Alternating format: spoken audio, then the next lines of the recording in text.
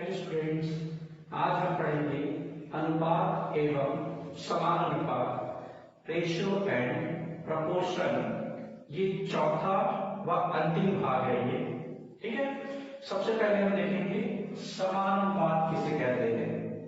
समानुपात से आशय, meaning of proportion, दो अनुपातों के मध्य समानता प्रदर्शित करने वाला संबंध जो है वह समानुपात कहलाता है। अतः स्पष्ट है कि अनुपात का जो अर्थ होता है वो समानता या बराबर से है। ठीक, अनुपात को हम दो बिंदु लगाकर शो करते हैं, जबकि समानुपात को हम चार डॉट, इस तरह से चार बिंदु लगा करके शो करते हैं। अगर ये चार बिंदु लगा हुआ है तो इसका मतलब है कि ये समानुपात को प्रदर्शित कर रहा है, प्रपोर्शन को दिखा रहा है। ठीक है, चलिए अब देखते हैं अज्ञात मान ज्ञात करना। यदि कोई पद अज्ञात है तो उसको आप कैसे ज्ञात कर सकते हैं। समानुपात में कम से कम चार पद होते हैं। ठीक है, पहला और चौथा पद जो रहता है उसका मल्टीप्लाई होता है, और दूसरा व तीसरा पद जो होता है जिसको हम मीन्स कहते हैं, मध्य कहते हैं, उसका मल्टीप्लाई होता है। मतलब बाह्य पदों का गुणनफल और मध्य पदों का जो गुणनफल है वो आपस में बराबर होते हैं। ऐसी स्थिति में चारों पद में से एक पद अज्ञात है। ठीक है, अज्ञात मान ज्ञात करना, जो पद अज्ञात है, एक पद कोई भी हो सकता है, वो अगर अज्ञात है तो उस अज्ञात पद को हम ज्ञात कर सकते हैं। ठीक, एक उदाहरण लेते हैं इसके लिए, और उदाहरण के लिए हम समझने का प्रयास करते हैं। उदाहरण मान लीजिए x अनुपात 3 समानुपात 8 अनुपात 6। एक बार क्वेश्चन फिर से देखेंगे। फर्स्ट आपको दिया जा रहा है रेशियो x:3 और सेकंड रेशियो दिया है 8:6 का, है ना। और ये समानुपात का मतलब है दोनों आपस में बराबर है। अब कैलकुलेट जो करते हैं जनरली दो तरीके से, या तो सीधा सीधा पूर्व पद का गुणा किससे करते हैं, अंतिम पद से। ठीक, और मध्य पद का गुणा हम मध्य पद से करते हैं, तो आंसर आ जाएगा। जैसे x into 6 is equal to 3 into 8, तो ये हो गया 6x is equal to 24। अब x की वैल्यू निकालना है तो x is equal to 24 divided 6 is equal to x का मान जो होगा वो आ जाएगा 4। एक तरीका तो ये कैलकुलेट करने का, या फिर दूसरा तरीका क्या है कैलकुलेट करने का। तो दूसरा तरीका ये है कि हमको पता है कि x/3 होता है, इसको वैल्यू क्या करेंगे x/3 और बराबर का साइन लगाएंगे, क्योंकि समानुपात का मतलब होता है बराबर। तो ये आ गया 8/6, 8/6। अब एक क्रॉस मल्टीप्लाई होगा तो x into 6 is equal to 3 into 8 होगा, या फिर 6x is equal to 24, 8 into 3 का मल्टीप्लाई किया, x into 6 का मल्टीप्लाई किया, ये आ गया। ये आपको वही आंसर मिल गया जो यहाँ पर था।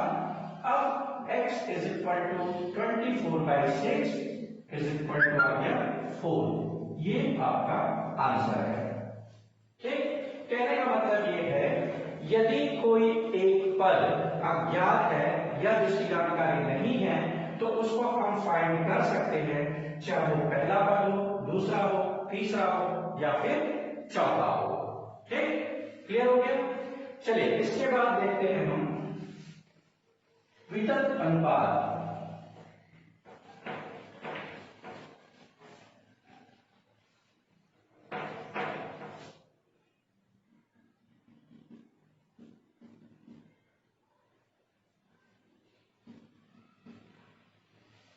कंटिन्यू रेशियो, ठीक है। कंटिन्यू रेशियो जैसे कि पता है कि कंटिन्यू मतलब लगातार या एक के बाद एक। तो ऐसी स्थिति में क्या होता है, मान लीजिए कोई पद, जैसे कहता है कि पहला पद कोई संख्या दे दिया गया, दूसरा पद और तीसरा पद समान ही कहता है, फिर चौथा पद आपको दे दिया जाता है। तो ऐसे कंडीशन में जो रहता है वो दूसरा और तीसरा पद जो कहलाएगा वह वितत अनुपात कहलाता है, कंटिन्यू रेशियो कहलाता है। एग्जांपल लेते हैं, सपोज 7:x दिया है, प्रपोर्शन x:28 दिया है। क्वेश्चन एक बार फिर से देखिए, 7:x, प्रपोर्शन x:28। तो ये जो आपस में दोनों बराबर है ये कहलाएगा वितत अनुपात, ठीक है। अब इसको क्या करेंगे, जैसे पूर्व पद का मल्टीप्लाई अंतिम पद से और मध्य पद का गुणा मध्य पद से होता है, तो x into x बराबर 28 into 7, यानी कि x का स्क्वायर, और मल्टीप्लाई कीजिए आप कैलकुलेटर से, 28 into 7 करेंगे तो आपके पास आंसर आएगा 196, 196।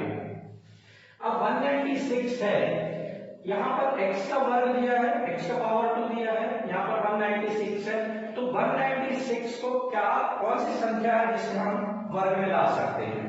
तो यहां पर 14 into 14, 14 into 14 है, जिसको हम लिख सकते हैं पावर में, 14 into 14 is equal to 196 हो जाएगा। या कैलकुलेटर से देखिए, 196 एक रूट का वैल्यू रहता है, उसको आप प्रेस कीजिए तो आपके पास आ जाएगा 14। अब ये रूट आपस में कैंसिल हो जाएगा, तो आपके पास x इज इक्वल टू क्या बचा, 14, ठीक है। तो इस तरह से भी आप समानुपात की गणना कर सकते हैं। क्लियर हो गया ये। फिर चलते हैं सतत समानुपात, कंटिन्यूड प्रपोर्शन का बहुत ही सिंपल शब्दों में, बहुत ही आसान शब्दों में अगर हम कहें तो कंटिन्यूड रेशियो, ये जो कंटिन्यूड रेशियो आपने देखा है ना, कंटिन्यूड रेशियो का जो क्रम है वो 3 पदों से अधिक हो तो उसे हम सतत समानुपात कहते हैं, ठीक। यहां पर 2 पद है, एक पद ये, दूसरा पद ये, लेकिन वो 3 पद से अधिक है या 3 पद है, तो ऐसे कंडीशन में उसको हम कहते हैं सतत समानुपात। मान लीजिए दिया हुआ है a:b, proportion b:c, proportion c:d, ये 3 पद हो गए, ये 1, ये 2, ये 3, तो ये क्या कहलाएगा आपका सतत समानुपात कहलाएगा। 2 पद रहेगा तो कंटिन्यूड रेशियो, 3 पद हुआ तो कंटिन्यूड प्रपोर्शन, या इससे ज्यादा भी हो सकता है, आगे भी ले जा सकते हैं इसको, ये आ जाएगा आपका d:e, ठीक है, या इससे और क्रम आगे जा सकता है, तो ये कहलाएगा आपका सतत समानुपात, कंटिन्यूड प्रपोर्शन। जहां पे 2 पद है, पहला और दूसरा, वो कहलाएगा कंटिन्यूड रेशियो, ठीक। एक उदाहरण लेते हैं, मान लीजिए 4 संख्याएं हैं, माना 4 संख्याएं है, हमारे पास कितने नंबर है, 4, ठीक। ए बी सी डी ये मान लेते हैं, और उनमें से पहला जो है प्रथम संख्या जो होगा वो मान लेते हैं प्रथम संख्या बराबर 16 है, 16, और दूसरी संख्या जो है वो 24 है। पहला क्या लिया हमने 16 और दूसरा क्या लिया हमने 24, ठीक। तो आपको अन्य संख्याओं के मान निकालना है, मतलब आपके पास 4 संख्या है a b c d, मैं वहीं तक लिख रहा हूं, और ये a b c d 4 संख्या और 3 पद में आ गए। अब इसमें मान निकालना है तो कैसे निकालेंगे, तो अब देखेंगे a:b, proportion b:c, proportion c:d, जो मैंने पहले लिखा था वही नंबर आ गया 4 संख्या में, तो 16:24 समानुपात b का वैल्यू क्या है 24 है, 24 आ जाएगा इस टू c, मुझे पता नहीं c क्या है, ठीक। तो हम कैलकुलेट करते हैं, पहले इसको हम फिलहाल छोड़ देते हैं। तो क्या होगा, ये फर्स्ट वाले का मल्टीप्लाई लास्ट वाले से करना है, तो 16 into c is equal equal to 24 into 24, या फिर C is equal to 24 into 24 divided 16। ठीक है, अब ये कितने से डिवाइड हो जाएगा? 8 से डिवाइड हो जाएगा। 8 2 जा 16, 8 3 जा 24। ठीक, और 2 से डिवाइड करेंगे, 12 टाइम्स में 24 डिवाइड होगा, यानी कि 36। तो आपके पास C की वैल्यू क्या आ गया? 36। ठीक, अब नेक्स्ट वाले को लेंगे, B is to C proportion C is to D। तो क्या होगा? C is to D लेते हैं तो B की वैल्यू मेरे पास है 24, 24, C की value 36, proportion 36 is to D। अब D का मान मुझे ज्ञात करना है। ठीक है, चलिए इस तरफ देख लेते हैं इसको।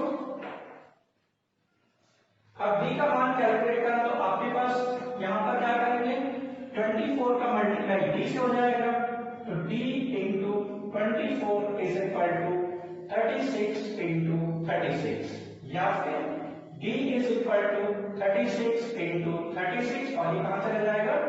डिवाइड में। ठीक है, आप इसको 4 से डिवाइड कर सकते हैं। 4 से डिवाइड करेंगे तो कितना होगा? 6 टाइम। 4 से डिवाइड करेंगे तो 9 टाइम। 3 से डिवाइड होगा 2 टाइम्स, 3 से डिवाइड होगा 3 टाइम्स, 2 से डिवाइड कर दीजिए 1 टाइम्स, 2 से 18 टाइम्स, मतलब D इज इक्वल टू आ गया आपके पास 18 इंटू 3 इज इक्वल टू 54। ठीक, तो A is equal to question में आपको दिया हुआ है 16, B इज इक्वल टू आपको दिया हुआ है 24, C इज इक्वल टू आपके पास आया 36, और D इज इक्वल टू होगा 54। ये आपके 4 पर मिल गए। ठीक, तो इस तरह से जो क्वेश्चन आएंगे उसको हम कहते हैं सतत समानुपात। क्लियर हो गया ये? चलिए अब आगे देखते हैं अनुलोम समानुपात। ये आप नोट कर लीजिए। ठीक,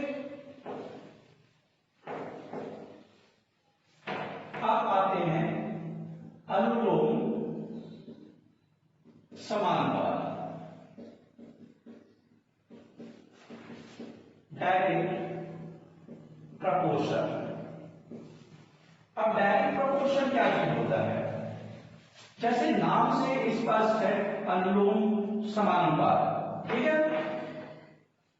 ऐसा समानुपात जिसमें एक अनुपात की राशि बढ़ाते हैं, बढ़ रहा है, तो एक अनुपात की राशि जब बढ़ेगा तो साथ साथ दूसरे अनुपात की राशि भी उसी अनुपात में बढ़ रहा है या इंक्रीज हो रहा है, या फिर एक राशि जो है समानुपात का वो कम हो रहा है और साथ साथ दूसरा भी राशि जो है वो भी कम हो रहा है, तो उसे हम कहते हैं अनुलोम समानुपात।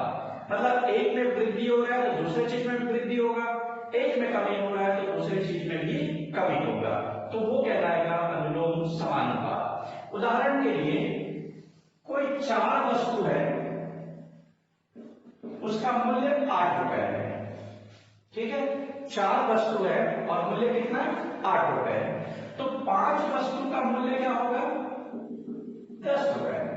अब यहां पर देखेंगे वस्तु बढ़ा, ठीक है ना, वस्तु की संख्या में वृद्धि हुई तो उसके मूल्य में भी वृद्धि हुआ, मतलब दोनों चीजें बढ़ रहा है, या फिर दोनों चीजें कम होगा, तो उसको हम कहेंगे डायरेक्ट प्रपोर्शन। ठीक है, एक उदाहरण देते हैं इसके लिए। चलिए, यदि 10 कुर्सियों चेयर्स का मूल्य 7,500 रुपए है। ध्यान दीजिए, 10 कुर्सियों का मूल्य कितना बता रहे? 7,500 रुपए है, तो 35 कुर्सियों का मूल्य ज्ञात कीजिए। ठीक है, फाइंड आउट क्या करना? 35 चेयर्स की वैल्यू। तो आपको एक बता रहे हैं चेयर्स, ठीक, दूसरा बता रहे हैं कॉस्ट, लागत रुपए में। ठीक है, ये दो चीजें आपको दिया है। फर्स्ट लाइन में 10 चेयर्स है और 7,500 इसकी वैल्यू है, कॉस्ट है। सेकेंड लाइन में दिया 35 चेयर्स और मुझे इसकी वैल्यू पता नहीं है तो मैंने इसको x मान लिया। ठीक, अब यहां पर चेयर्स की संख्या बढ़ रही है, इंक्रीज हो रहा है, तो वैल्यू भी क्या होगा, इंक्रीज होगा। मुझे अगर 10 चेयर खरीदना है, 10 कुर्सी खरीदना है तो 7,500 रुपए देता हूं, तो निश्चित रूप से 35 चेयर 35 चेयर खरीदना है तो मुझे ज्यादा मूल्य देना होगा। तो ये भी इंक्रीज हो रहा है और कॉस्ट भी इंक्रीज हो रहा है। तो आप किसी एक दिशा में साइन लगा दीजिए ताकि आपके लिए और आसान हो जाए। ठीक, आप चाहे तो नीचे से ऊपर लगा दीजिए या ऊपर से नीचे लगा दीजिए, क्योंकि दोनों में वृद्धि हो रहा है तो एक ही दिशा में लगाना है, चाहे जैसा भी हो। तो आप क्या करेंगे, लिखते समय साइन के हिसाब से लिखिए, नीचे से ऊपर जाना है तो x is to 7,500, प्रपोर्शन नीचे से ऊपर जा रहा है 35 is to 10। ठीक है, तो ये क्या होगा, फर्स्ट का मल्टीप्लाई लास्ट वाले नंबर से होगा, तो x into 10 is equal to 7,500 into 35, या फिर हम कह सकते हैं x is equal to 7,500 into 35 by 10। अब एक एक जीरो हटा लीजिए तो आपके पास आ जाएगा x is equal to 750 into 35। अब आप चूंकि कैलकुलेटर यूज कर सकते हैं तो कैलकुलेटर आप यूज कर लीजिए। तो इसको जब कैलकुलेट करेंगे तो x की वैल्यू जो आएगा 26,250 रुपीज आएगा। ठीक है, तो ये रहा आपका डायरेक्ट प्रपोर्शन। दोनों संख्या में, दोनों अनुपात में वृद्धि हो रही है या कमी हो रही है, एक साथ चलेगा, या तो वृद्धि होगा या फिर कमी होगा। ठीक, तो वो कहलाएगा आपका डायरेक्ट प्रपोर्शन। क्लियर हो गया ये? अब आते हैं विलोम समानुपात। विलोम समानुपात इसको कहते हैं इनवर्स प्रपोर्शन। ठीक है, इनवर्स प्रपोर्शन क्या होता है, तो अनुलोम समानुपात के ठीक उल्टा, विपरीत चलना। मतलब एक के मूल्य में यह वृद्धि हो रही है तो दूसरा जो है वो कम हो रहा है।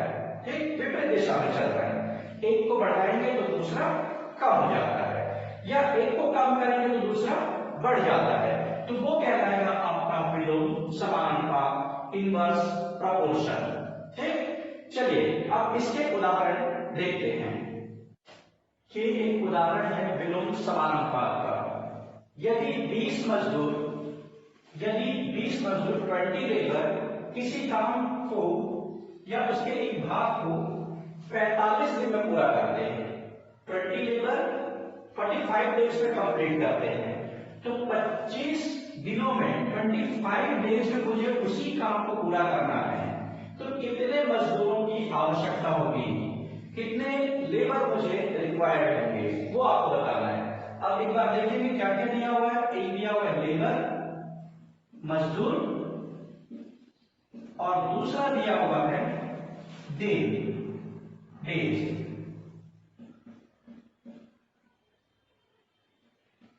ये नंबर ऑफ डेज भी लिख सकते हैं, दिनों की संख्या। पहले वाले में 20 मजदूर है तो मुझे लगता है कितना दिन है, 45 दिन, 45 डेज। दूसरे में बता रहा है 25 दिन की संख्या दी हुई है, मतलब 25 मेरे पास डेज है, बट लेबर कितने चाहिए वो मुझे नहीं मालूम, ये मुझे कैलकुलेट करना है। ठीक, एक बार क्वेश्चन फिर से देखेंगे। 20 मजदूर काम को पूरा करते हैं कितने दिन में, 45 दिन में कर सकते हैं, तो 25 दिन में मुझे पूरा करना है उसी काम को, तो कितने मजदूर चाहिए। 20 मजदूर 45 दिन में करते हैं, 25 दिन में कराना है, तो मजदूरों की संख्या क्या होगी। निश्चित रूप से 45 दिन में पूरा करते हैं तो 20 मजदूर लगते हैं, 25 दिन में करना है, आपका टाइम क्या हो रहा है, कम हो रहा है यहाँ पे, है ना। पहले 45 दिन था, अब मुझे 25 दिन में पूरा करना है, तो मजदूर को क्या करना होगा, बढ़ाना होगा कि कम करना होगा। निश्चित रूप से मजदूर को बढ़ाने होंगे, काम बढ़ गया होगा तो मजदूर बढ़ाने होंगे। तो यहाँ पर क्या है, काम पहले से कम हो रहा है, सॉरी काम के दिन कम हो रहे हैं, 45 दिन से 25 दिन हो गया, तो मजदूर बढ़ रहे हैं। एक में कमी हो रही है तो दूसरे में वृद्धि हो रही है। तो इसमें जो रिलेशन है, रेशियो का, प्रपोर्शन का, वो इनवर्स प्रोपोर्शन का रिलेशन है, मतलब ये विपरीत दिशा में जा रहा है, एक बढ़ रहा है एक कम हो रहा है। तो आप साइन लगा दीजिए विपरीत दिशा में। अब ये साइन आप चाहे जैसा भी लगाइए कोई दिक्कत नहीं है, इसमें आप ऊपर से नीचे लगा देंगे, इसमें नीचे से ऊपर लगा देंगे तो भी आंसर हो जाएगा। सिर्फ ये माइंड में सेट करके रखिए आप कि मुझे विपरीत दिशा में लगाना है, क्योंकि विपरीत दिशा में ये बढ़ रहा है या घट रहा है, एक में वृद्धि तो एक में कमी हो रहा है, ठीक है। तो आप माइंड सेट करके रखिए विपरीत दिशा, अपोजिट साइड में लगेगा, ठीक। चलिए अब इसको लिखते कैसे हैं, तो जो ज्ञात करना उसको पहले लिखेंगे 20:x। हम इसमें ऊपर से नीचे आ रहे हैं तो 20:x प्रोपोर्शन समानुपात। अब इसमें नीचे से ऊपर जा रहे हैं 25:45, क्लियर।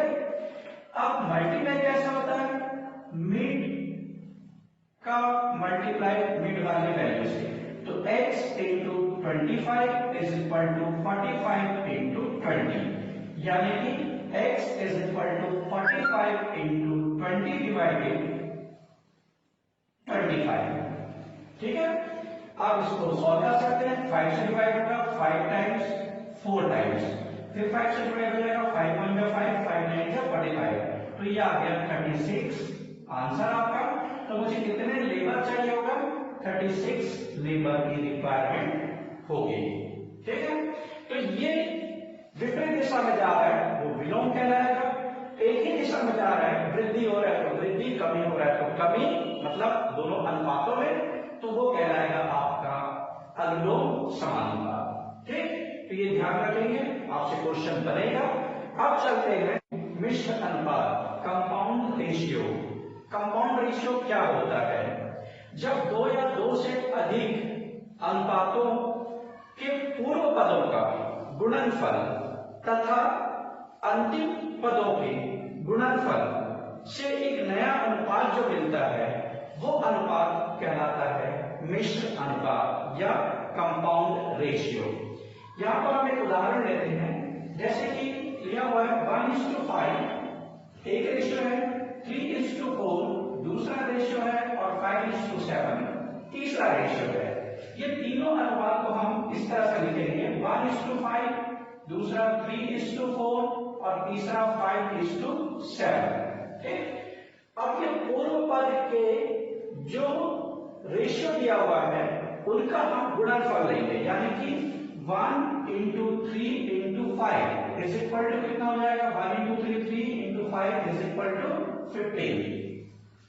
इसी तरह से अंतिम पदों का गुणनफल लेंगे, यानी कि 5 into 4 into 7, 5 into 4 20, 20 into 7 140। तो न्यू रेशियो हमारा क्या हो गया 15:140, या फिर हम कह सकते हैं 5 से डिवाइड करके 3:28, ठीक है। 3:28 अगर छोटा करके लिखते हैं तो ये 3:28 जो आया ये कहलाएगा आपका इन तीनों अनुपातों का मिश्र अनुपात। क्लियर हो गया ये। चलिए अब हम एक उदाहरण देखते हैं और क्वेश्चन देखेंगे। यहां पे लिखा हुआ है एक कार्य को 12 व्यक्ति 8 घंटे प्रतिदिन करके, देखो कितने व्यक्ति हैं 12 व्यक्ति 8 घंटे प्रतिदिन काम करते हैं, तो उस काम को 10 दिन में पूरा करते हैं, समाप्त हो जाता है वो काम, ठीक। तो 20 व्यक्ति उसी काम को 6 घंटे प्रतिदिन करते हैं, तो कितने दिन में पूरा होगा ये आपको बताना है। देखो फर्स्ट लाइन पे 3 चीजें आपको बता रहे हैं, व्यक्तियों की संख्या, कार्य के घंटे और दिनों की संख्या, जबकि सेकंड लाइन में बता रहा है व्यक्तियों की संख्या और कार्य से घंटे। तो आपको कैलकुलेट क्या करना है, दिनों की संख्या, ठीक। तो यहाँ पे जो ज्ञात नहीं है वो लिखते हैं और जो ज्ञात है उसको एक बार चार्ट के रूप में लिख देते हैं। एक आपको दिया है व्यक्ति, पर्सन या मीन्स, दूसरा दिया है समय घंटे में, टाइम इन आवर्स, और फिर आपको दिया जा रहा है तीसरा दिनों की संख्या, दिनों की संख्या, नंबर ऑफ डेज। तो ये 3 चीजें आपके पास यहाँ पर उपलब्ध है। अब इसको लिखते हैं, पहले वाले में 12 व्यक्ति 8 घंटे प्रतिदिन काम करते हैं, 10 दिनों में कार्य को पूरा किया जाता है। अब दूसरे लाइन में बोल रहा है 20 व्यक्ति हैं, व्यक्तियों की संख्या को हमने बढ़ा दिया, कार्यशील घंटे हमने कम कर दिए, प्रतिदिन 6 घंटा हो गया। अब दिनों की संख्या मुझे पता नहीं, तो मैं मान लेता हूं, माना दिनों की संख्या x है। ठीक, अब यहां पर हम लेते हैं दिनों की संख्या और व्यक्ति, इन दोनों को कंपेयर करते हैं, दिनों की संख्या और व्यक्ति को। तो दिनों की संख्या और व्यक्ति, आप इस समय को भूल जाइए फिलहाल थोड़ी देर के लिए। ठीक, तो 12 व्यक्ति किसी काम को 10 दिन में पूरा करते हैं। ठीक है, 12 व्यक्ति किसी काम को कितने दिन में पूरा करते हैं? 10 दिन में। तो 20 व्यक्ति उसी काम को कितने दिन में पूरा करेंगे? एक अनुमान लगाइए, 12 व्यक्ति है तब तो 10 दिन लग रहा है, व्यक्तियों की संख्या को हमने बढ़ा दिया, काम वही है, तो क्या होगा? काम के दिन कम हो जाएंगे। ठीक, तो ये क्या हो रहा है? व्यक्तियों की संख्या बढ़ रही है, दिनों की संख्या कम हो रही है। तो कौन सा अनुपात है ये? कौन सा अनुपात है? एक में वृद्धि एक में कमी, विलोम समानुपात। और विलोम समानुपात का मतलब आप विपरीत दिशा में चलते हैं, आप विपरीत दिशा में साइन लगा दीजिए एरो का। ठीक है, आप माइंड में ये सेट करके रखिए कि अगर विलोम समानुपात है और जिनका आपने कंपेयर किया है तो उसमें विपरीत दिशा में आपको लगाना है, अपोजिट साइड लगाना है, ये साइन को। और यदि अनुलोम समानुपात है, डायरेक्ट प्रोपोर्शन है, तो आपको एक ही दिशा में लगाना है साइन को। ये माइंड में सेट करके रखिए, क्वेश्चन आसानी से बनेगा। चलिए अब देखते हैं दिनों की संख्या। दिनों की संख्या ये हमारे पास है, और दूसरा कौन सा है? समय, टाइम। अब देखते हैं, यदि 8 घंटा प्रतिदिन काम करें तो 10 दिन में काम पूरा होता है। 8 घंटा प्रतिदिन काम करें तो काम कितने दिन में पूरा होगा? 10 दिन में। अगर मैं काम के समय को कम कर दूं, 6 घंटा काम करना शुरू कर दूं, तो वही काम ज्यादा समय लेगा, क्योंकि काम का टाइम मैंने कम कर दिया। तो यहां पर क्या हो रहा है? काम का समय कम हो रहा है और दिनों की संख्या बढ़ जाएगी। तो ये कम हो रहा है, ये ज्यादा हो रहा है, फिर से क्या हुआ? विलोम समानुपात फिर से आ गया यहाँ पे। अब चूंकि मैंने यहाँ पे लगा दिया है नीचे से ऊपर की ओर, विपरीत दिशा में जाना है, तो यहाँ पर क्या करूंगा? ऊपर से नीचे की ओर साइन लगा दूंगा। ठीक, ये विपरीत हो गया इन दोनों के बीच, ये विपरीत हो गया इन दोनों के बीच। चलिए अब लिखते समय जो ज्ञात नहीं है उन राशियों को पहले लिख लीजिए। तो यहाँ पर हम लिखेंगे x/10। अब ये x/10 कैसे लिखा? नीचे से ऊपर जा रहा है, तो नीचे वाली संख्या पहले, फिर बाद में ऊपर वाली संख्या। अब इसके बाद जिसको आप चाहें लिख सकते हैं समानुपात। अब इसको लेंगे समय को, तो ऊपर से नीचे आ रहे हैं, तो 8:6 हो जाएगा। व्यक्ति की संख्या भी ऊपर से नीचे आ रहे हैं, तो 12:20 आ जाएगा। ठीक, अब ये पूर्व पद का गुणा आपको करना है इससे अंतिम पद से। तो यहाँ पर हम लिख सकते हैं x × 6 × 20। फिर से देखेंगे x × 6 × 20, और मध्य पद का गुणा मध्य पद से करना है, तो बराबर समानुपात का चिन्ह बराबर का होता है 10 × 8 × 12। ठीक, या फिर इसको हम लिख सकते हैं x = 10 × 8 × 12 डिवाइडेड 6 × 20। ठीक है, अब इसको डिवाइड कर देते हैं, 0 0 कैंसल हुआ, 6 1 जा 6, 6 2 जा 12, और 2 को अगर हम 2 से डिवाइड कर दें तो 1 आ जाएगा। तो आपके पास जो आंसर आया x की वैल्यू वो 8 आ गया। तो आपको कितने दिन लगेंगे? 8 दिन लगेंगे उस कार्य को पूरा करने में। ठीक है, समझ में आ रही है? 12 व्यक्ति 8 घंटे प्रतिदिन काम करके 10 दिन में पूरा करेंगे उसी काम को। 20 व्यक्ति 6 घंटा प्रतिदिन काम करेंगे तो 8 दिन में वही काम पूरा हो जाएगा। ठीक, चलिए एक और एग्जांपल लेते हैं हम यहाँ पर। नेक्स्ट है 6 बढ़ाई 6 कारपेंटर 7 घंटे प्रतिदिन काम करके 7 आवर पर डे वर्क करते हो तो 24 मेज 24 टेबल 20 दिनों में बनाते हैं, 20 डेज में कंप्लीट करते हैं। तो 12 बढ़ाई 12 carpenter 6 hour per day work करेंगे तो 36 टेबल को कितने देर में बनाएंगे। तो नंबर ऑफ डेज आपको यहां पर कैलकुलेट करना है। ठीक, चलिए आपने इसको समझ लिया होगा, नोट कर लिया होगा। अब मैं इसको मिटा देता हूं, आगे देखते हैं। अब यहां पर सॉल्व करेंगे तो क्या होगा, आप देखेंगे मेरे पास है बढ़ाई, कारपेंटर, समय घंटे में, और क्या दिया हुआ है, फिर इसके बाद दिया जा रहा है मुझे मेज, टेबल। तीसरा पॉइंट बढ़ाई, समय, टेबल और डेज, दिन या दिनों की संख्या। ये 4 चीजें मेरे पास है। फर्स्ट है, अब लेते हैं 6 बढ़ाई 7 घंटे प्रतिदिन काम करते हैं तो 24 टेबल बनाते हैं 20 दिनों में।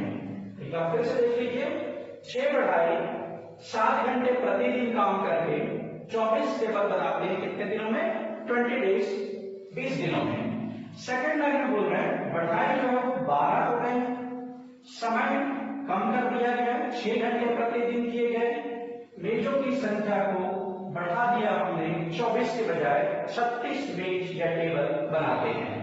तो दिन क्या होगा, दिन हमको ज्ञात करना है। ये हमने मान लिया, माना दिनों की संख्या x है। ठीक है, अब क्या करेंगे, तो अब कंपेयर करेंगे एक एक करके दिनों की संख्या से। ठीक है, तो पहले लेते हैं दिनों की संख्या, दिनों की संख्या तथा मेज या टेबल को। ठीक है, जब हम इन दोनों को कंपेयर कर रहे हैं तो ये तीसरा और चौथा मतलब बढ़ाई और समय को आप अभी फिलहाल थोड़ी देर के लिए भूल जाइए। अब देखते हैं 24 टेबल बनाने के लिए हमको कितना दिन लगता है, 20 दिन। तो 36 टेबल बनाने के लिए 20 से कम समय लगेगा, 20 दिन से कम समय लगेगा या 20 दिन से ज्यादा समय लगेगा। तो निश्चित रूप से 24 टेबल को बनाने के लिए 20 दिन लग रहा है, तो 36 टेबल को बनाने के लिए 20 दिन से ज्यादा समय लगेगा। तो ज्यादा समय लगेगा तो ये भी इंक्रीज हो रहा है और ये भी इंक्रीज हो रहा है, दोनों बढ़ रहे हैं। ठीक है, इधर टेबल की संख्या बढ़ रही है, उधर दिनों की संख्या भी बढ़ रही है। तो ऐसे कंडीशन में यहां पर इन दोनों के बीच में अनुलोम समानुपात का संबंध है, और अनुलोम समानुपात का संबंध डायरेक्ट प्रोपोर्शन यदि रिलेशन है दोनों के बीच में तो एक ही दिशा में आपको साइन लगाने हैं, चाहे कोई भी दिशा हो। ध्यान रखेंगे, आप ये मत देखिए कि मुझे नीचे से ऊपर लगाना है या ऊपर से नीचे की ओर आना है ये साइन पे। बस ये ध्यान रखिए इस साइन पे, इन्हों की साइन लगाते समय कि डायरेक्ट है तो एक दिशा में लगाना है और इनडायरेक्ट है तो अपोजिट लगाना है। ठीक, चलिए अब ये हो गया कंपेयर, एक दिशा में आ गया, वन साइडेड हम लगा दिए। अब चलते हैं दिनों की संख्या तथा समय में कंपेयर करते हैं, टाइम में। अब आप टेबल को इग्नोर कर जाइए और बढ़ाई को भी। हमारे पास क्या क्या है, टाइम, समय और दिनों की संख्या। 7 घंटे अगर कोई व्यक्ति काम करे प्रतिदिन तो वो काम 20 दिन में पूरा होता है, और अगर 6 घंटा प्रतिदिन काम करेंगे तो 20 दिन से कम लगेगा कि ज्यादा लगेगा। तो यहां पर देखेंगे दिनों की संख्या बढ़ेगी क्योंकि समय जो है वो कम हो रहा है। हम काम के समय को कम कर रहे हैं, 1 घंटा प्रतिदिन, तो निश्चित रूप से 20 दिन के बजाय ज्यादा लगेगा। तो यहां कम हो रहा है, यहां बढ़ रहा है। तो कौन सा रिलेशन हुआ इसमें, विलोम समानुपात का। विलोम समानुपात मतलब इनवर्स प्रोपोर्शन का रिलेशन है। अब मैं इसको पहले से ही अब ये अपोजिट में जाना है तो मैं इसमें लगा देता हूं नीचे से ऊपर। मिटाना नहीं है आपको, साइन को आप मिटाइए मत, एक बार जो लग गया वो लगेगा। दिनों की संख्या में हमने ऊपर से नीचे लगाया, मुझे अपोजिट लगाना है तो ये नीचे से ऊपर लगा दूंगा। फिर इसके बाद आते हैं बढ़ाई और दिनों की संख्या में कंपेयर करते हैं। बढ़ाई तथा दिनों की संख्या, सॉरी बढ़ाई और दिनों की संख्या कंपेयर करते हैं कारपेंटर और नंबर ऑफ डेज में। यहां पर बता रहे 6 बढ़ाई अगर किसी काम को 20 दिन में पूरा करते हैं, कितना काम है, वही काम है जो हम बाद में करने वाले हैं। तो 6 बढ़ाई 20 दिन में पूरा करते हैं एक काम को, तो 12 बढ़ाई निश्चित रूप से कम समय लेंगे, कम दिन लेंगे। तो बढ़ाई क्या हो रहा है, बढ़ रहा है, दिनों की संख्या क्या हो रहा है, कम हो रहा है। तो यहां पर फिर से कौन सा समानुपात आ गया, इनवर्स प्रोपोर्शन, विलोम समानुपात। ठीक, क्लियर हो गया ये। तो क्या होगा यहाँ पर विलोम है तो ये भी अपोजिट जाएगा, यहाँ पर हमने ऊपर से नीचे लगाया, ये नीचे से ऊपर चला जाएगा। अब इसको लिखेंगे कैसे, चलिए देखते हैं। सॉल्व करने के लिए इसको क्या करना होगा, तो सबसे पहले आप उन संख्याओं को लेंगे जिसको ज्ञात करना है, यानी कि लास्ट दिनों की संख्या। ऊपर से नीचे आ रहा है तो 20 20:x हो जाएगा। हम ऊपर से नीचे जा रहे हैं तो 20:x। प्रोपोर्शन दूसरा हम लिखेंगे, मेज टेबल को, ये भी ऊपर से नीचे आ रहा है तो 24:36। समय टाइम, ये नीचे से ऊपर जा रहा है तो 6:7। हम नीचे वाला पहले लिखेंगे फिर ऊपर वाली संख्या। फिर उसके बाद बढ़ाई, बढ़ाई भी क्या हो रहा है 12:6 आ जाएगा। ठीक, आप क्या करेंगे, फर्स्ट वाले का मल्टीप्लाई लास्ट वाले नंबर से करना है। तो पहले आप सेकंड वाले के लिए इसको क्या करना है, x into 24 into 6 into 12 is equal to 36 into 7 into 6 into 20, या फिर x is equal to 36 into 7 into 6 into 20, ये चारों नंबर हो गए, डिवाइडेड 24 into 6 into 12, ये 6 कैंसिल हो गया। ठीक है, 12 से डिवाइड कर दीजिए, 12 2 जा 24, 12 3 जा 36, ये भी डिवाइड हो गया। 3 1 जा, सॉरी 2 1 जा 2 और 2 10 जा 20। क्लियर, फिर हम ले सकते हैं 3 1 जा 3, 3 4 जा 12। अब आपके पास क्या आ गया, तो मैं एक लिख देता हूं, 7 into 10 बचा यहाँ पे, डिवाइडेड 4। ठीक है, यानी कि 70/4। तो 70/4 आ रहा है, 4 से डिवाइड कर दीजिए, 4 1 जा 4, ये आपका 3 कैरी हो जाएगा, 3 7 4 into 7 28, बच गया कितना 2, 20 आ जाएगा 5 टाइम। तो आपको लगेंगे 17.5 दिन, 17.5 डेज लगेंगे उस काम को पूरा करने में। ठीक, यानी कि 6 बढ़ाई 7 घंटे प्रतिदिन काम करके 24 टेबल को 20 दिन में पूरा करेंगे या बनाएंगे, तो 12 बढ़ाई 6 घंटे प्रतिदिन काम करके 36 टेबल को 17.5 दिन में पूरा करेंगे। ठीक है, चलिए निश्चित रूप से आपको क्वेश्चन समझ में आ रहा होगा। मैं एक क्वेश्चन और आपको बताता हूं, एक और उदाहरण लेते हैं।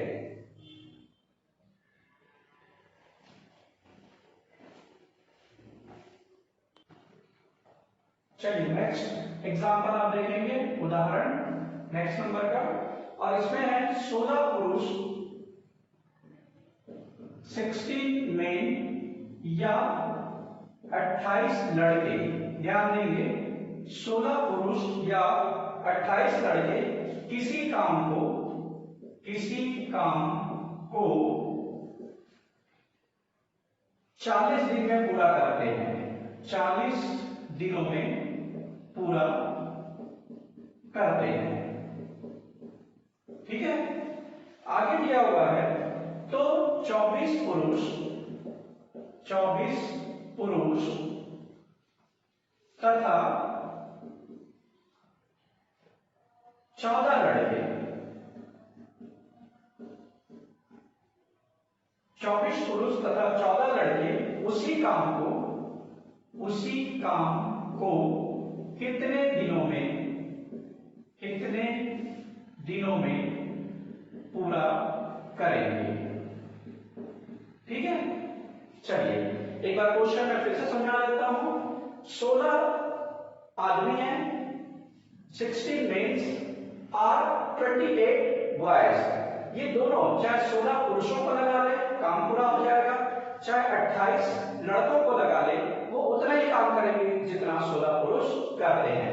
तो यहां पर हम प्रश्न के हिसाब से चलेंगे तो 16 men is equal to 28 boys हो जाएगा। ठीक है, 16 पुरुष बराबर 28 लड़के। क्लियर हो गया? ये कितने दिन में पूरा करते हैं बता रहे हैं, 40 दिन में उस काम को वो पूरा करते हैं। फिर आगे दिया है 24 पुरुष तथा 14 लड़के, मतलब दोनों काम में लगे हुए। हमने एक और काम को कराने के लिए 24 आदमियों को लगा दिया और 14 लड़कों को लगा दिया, दोनों को साथ साथ लगा दिया। तो वो काम कितने दिन में पूरा होगा ये आपको बताना है। तो पहले तो हम ये कैलकुलेट कर लें कि जो पुरुष है मेंस है उनके बदले में अगर हम लड़कों को लगाएं तो कितने लड़के लगेंगे। यहां पर दिया है 16 पुरुष बराबर 28 लड़के लगते हैं। ठीक है, तो 24 पुरुष बराबर कितने होंगे, 24 पुरुष या मेंस इज इक्वल टू कितना हो जाएगा, तो 28 डिवाइडेड 16 इंटू 24।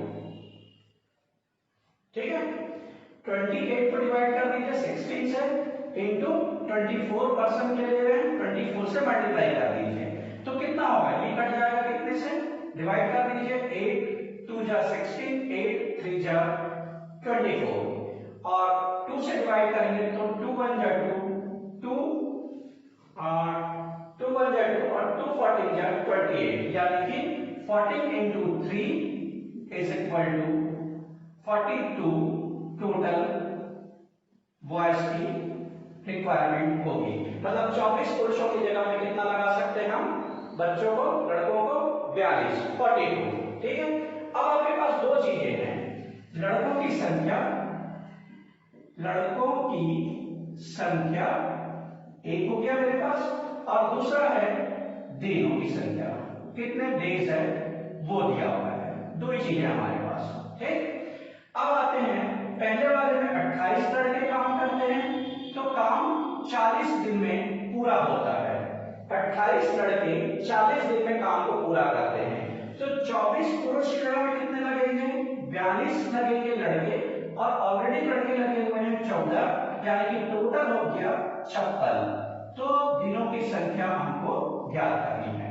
तो दिनों की संख्या को ज्ञात करने को हम क्या करेंगे, मान लेते हैं x है और x है तो क्या होगा, कैलकुलेट करना पड़ेगा इसी तरह से जैसे हम कंपेयर करते हैं।